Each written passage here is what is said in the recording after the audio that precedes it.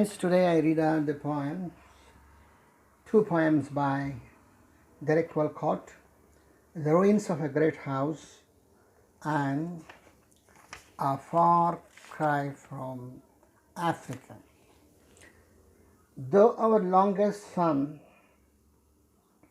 sets it right, declensions and makes but winter arches, it can't be long before we lie down in darkness and have our light in ashes. Brown earth burial, stones only, the disjecta membra of this great house, whose moth-like girls are mixed with candle dust, remain to file the lizard's dragonish claws, the months of those gate cherubs streaked with stain, axle and coach wheel silted under the muck of cattle droppings. Three crows flap for the trees and settle, creaking the eucalyptus boughs. A smell of the dead limes quickens in the nose the leprosy of empire. Farewell, green fields. Farewell, a happy groves. Marble as grace, like Falconer's south in stone. Deciduous beauty prospered and is gone. But where the lawn rocks in a rush of trace, a spade below dead leaves will ring the bone of some dead animal or human being, fallen from evil days, from evil times. It seems that the original crops were lambs, grown in the silt that clogs the river's cut. The imperious rakes are gone, their bright goals gone. The river flows, obliterating hut. I climbed a wall with a grill iron work of exiled craftsmen, protecting that great house from guilt perhaps, but not from the worm's rent, not from the paddy's cavalry of the mouse. And when a wind shook in the limes, I heard what Kipling heard, the death of a proud and great empire, the abuse of ignorance by Bible and by sword.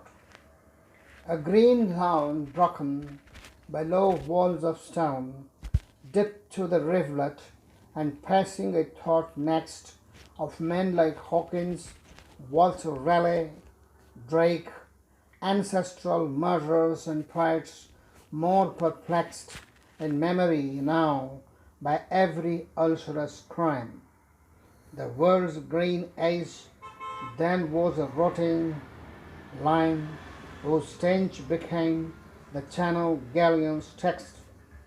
The rot remains with us, the men are gone. But as dead ash is lifted in a wind that fans the blackening ember of the mind, my eyes burnt from the ashen brows of dawn. Ablaze with rage, I thought, some slave is rotting in this manorial rake, and still the coal of my compassion fought that Albion too was once a colony like ours, part of the continent, piece of the main. Nook shotten, rook over, blown, deranged by foaming channels, and the wine expanse of the bitter faction. All in comparison ends, all in compassion ends so differently from what the heart arranged, as well as if the manner of thy friends. The next poem is a far cry from Africa. A wind is ruffling the tawny fields of Africa. Kikuyu, quick as flies, batten upon the bloodstreams of the wealth.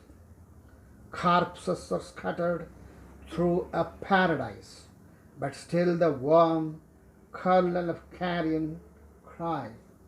Waste no compassion on the separate dead.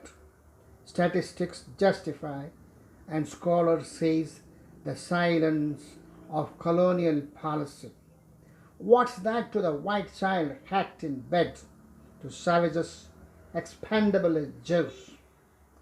Thrashed out by beaters, the long rushes broke in a white dust of abysses whose cries have wailed since civilization's dawn from the parched river or beast teeming plain.